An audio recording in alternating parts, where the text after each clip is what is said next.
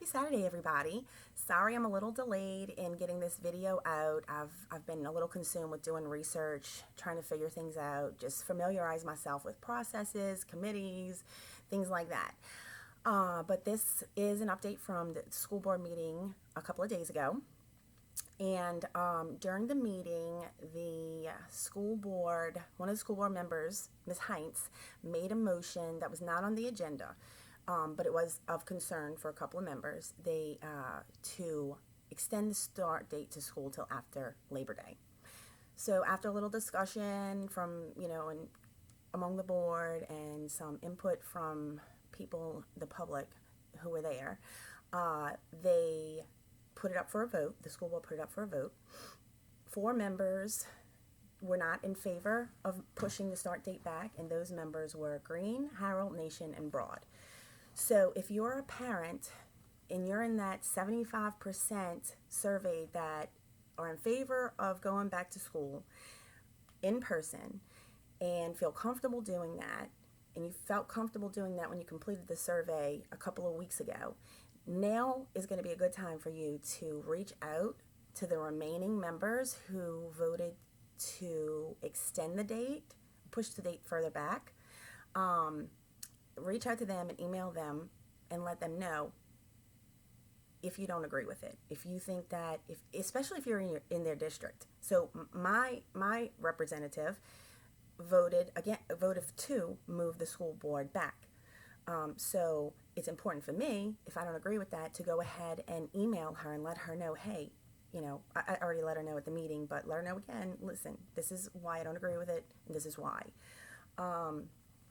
So a little bit of update from that meeting in addition to that. So now what's going to happen is that recommendation is going to go to, I believe, the Louisiana Federation of Teachers, which is basically the teachers union. Now, not all teachers in Louisiana belong to that, but some do. And the Federation of Teachers negotiates on behalf of the teachers who are part of that union. So they will bring it to their union and I guess decide, I'm not really clear, have emails out, I'm waiting to get some more clarification, but whether or not the teachers are going to in the union are going to agree to that, and then how that would look for their school year, making up days, minutes, things like that. So I'm not really sure when the the Louisiana Federation of Teachers meets again, but I will find that out and I'll provide that information to you. So the Louisiana Federation of Teachers, along with our interim school board superintendent, have been working since the pandemic pretty much to put together the Safe Start guidelines, which you can find on the school board website and read through and stuff like that. I'm just going to highlight a couple of things that are in there, how to return to school, not necessarily when. So anybody in pre-K through 5th grade will be doing a traditional model, meaning going to school, scheduled time, in person, 5 days a week. Anybody in 6th through 12th grade will be doing a hybrid model where it'll be like a group 1 and a group 2, separated by, whatever your last name begins with. And group 1 on week 1 will go to school Monday, Wednesday, Friday. On Tuesday, Thursday of that week, they'll have enrichment that they'll be doing. So they'll get teacher instruction on Monday, but no teacher instruction, from what I'm understanding, on Tuesday. Now, the teacher will be available for questions and things like that, but the activities that they'll be doing, not going to be learning really any new information or anything, just going to be doing maybe homework or something to reinforce what they learned the day before. Group 2 will be virtual or distance Monday, Wednesday, Friday that week. They'll be in person Tuesday, Thursday, and the next week it'll swap, and from then on go like that. So your kids will actually be face-to-face with a teacher in the classroom setting only 10 days a month, on months with no vacations, no off days. The face masks, so social distancing in the classroom, 50% capacity in the classroom, 50% capacity on the bus. Now, as far as face coverings are concerned, and it's all in their plan, and you can read it, it's just 22 pages long. Face masks are going to be no congregating at the bus stop. The bus can only take 50% of the kids. They have to sit every other row, which doesn't really make sense to me because I just flew airline never shut down, and I just flew on an airplane, and everybody was seated in either an aisle seat or a window seat, no middle seat, but we were right behind each other. So I'm not really sure, even if you did every row but separated them, had them sit, across, window, aisle. Seems like you'd be able to fit enough people there, and if the airline can do it, I'm not really sure why it's a problem for buses. So the kids will have to wear the face masks the entire time on the bus. Now, CDC recommends face masks when social distancing is not an option.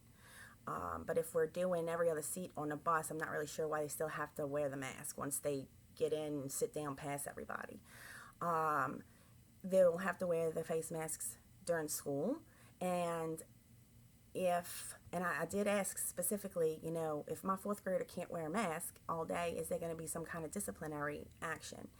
And the interim school superintendent said, yes, there will be disciplinary action. Now, somebody's not going to get kicked out of school for that. However, they will have, it will be like a dress code violation. And I haven't been able to get the specifics with regards to the dress code violation. But one of my kids did get a no name tag violation or whatever, and after 2 days with no name tag, it was a morning detention. So I'm going to definitely get some clarification on that and share it with you, because that's, in my mind, is a little over the top.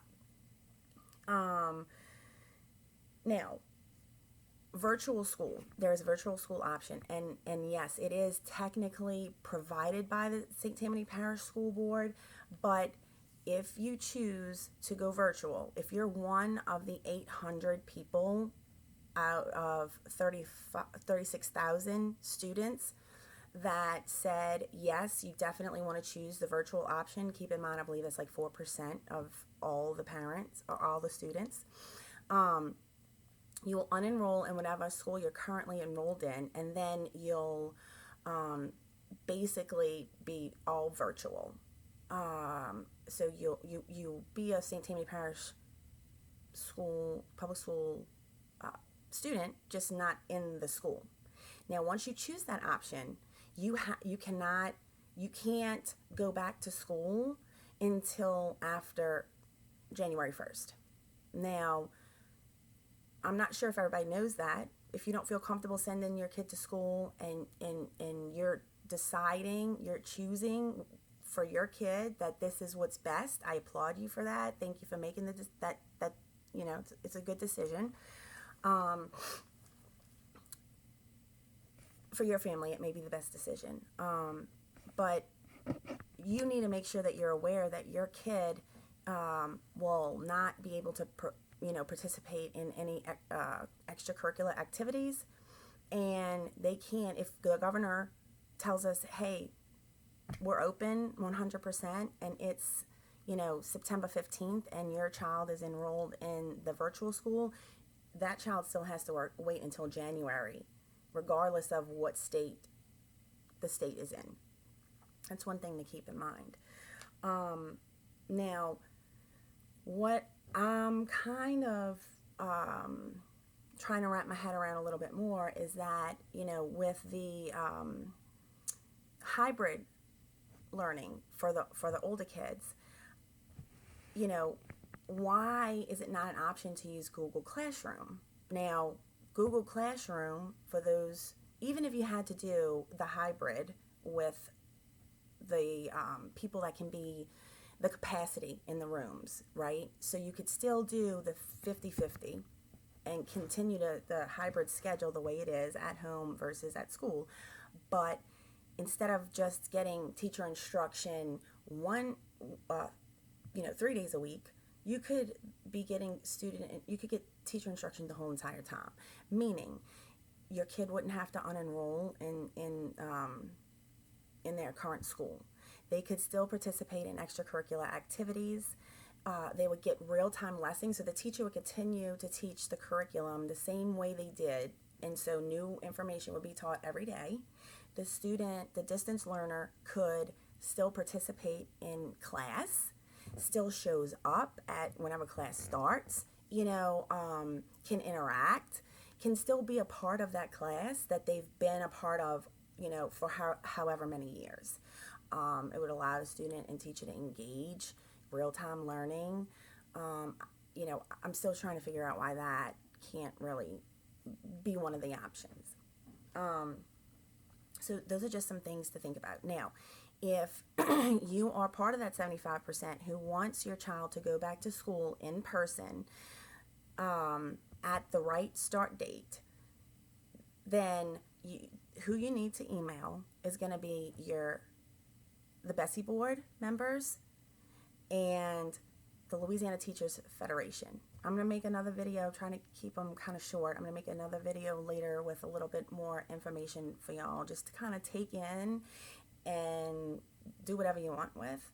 But it's information that's not easy to find, and you have to basically be asking the right questions to get put in the right direction. So the Louisiana Federation of Teachers, I'll put that link on here as well. Let them know. They do represent the teachers, but they do want to do what's best on behalf of parents and students, ancillary workers as well. So they did their own survey, and you can go to their website and they'll show you the survey that they did. It was a comprehensive survey of school employees and non-school employees. So they did teachers, ancillary staff, parents, grandparents of students, which I'm not even sure why that was important, and even just the general public, people who don't even have kids in public school, were all included in this 15,000 result survey, and you can see all that's the survey. But I never saw that survey. I don't, and a couple of people that I'm with right now never got that survey either, so I'm not really sure how comprehensive it was. But we need to be emailing and reaching out. This is step one.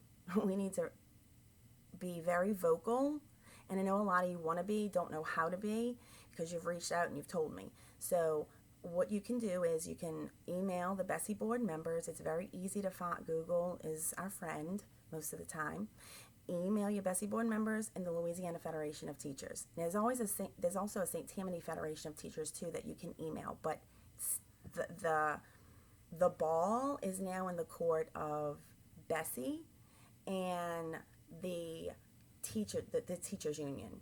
If anybody knows for a fact that I was given that information directly from a school board member, actually, so that's who we need to be reaching out to. It's not too late to reach out to your school board member that represents your district. It's never too late. So it's very important for you to email them too, because they represent you. So if your member voted against it, now would be a good time to reach out to them and let them know how you feel. Sorry the video took a little bit longer than I anticipated. So much information. It's just nuts.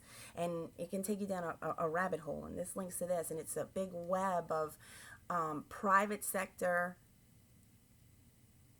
influencing the public sector, being influenced by this and that, and it's a lot, but I'm here to provide information. I'm happy to do it. I just hope that the information that I provide will be helpful to you and helpful to everybody in our community and our society, as a whole. So please don't feel defeated. Don't just assume that somebody else is going to handle it, because that's not necessarily the case, So there's strength in numbers. That's why there's a teachers union. They negotiate everything on behalf of their members. Parents, we don't have a union. Maybe we should make one up. I'm not sure if you can even do that. But doing what I can right now. So if you have any other questions or anything like that, feel free. Please only nice comments. I'm up for a healthy debate, but personal attacks or insults are just not productive at all. So anyway, enjoy the rest of your Saturday. I will send another video with some more information for y'all later on this evening. Have a great day.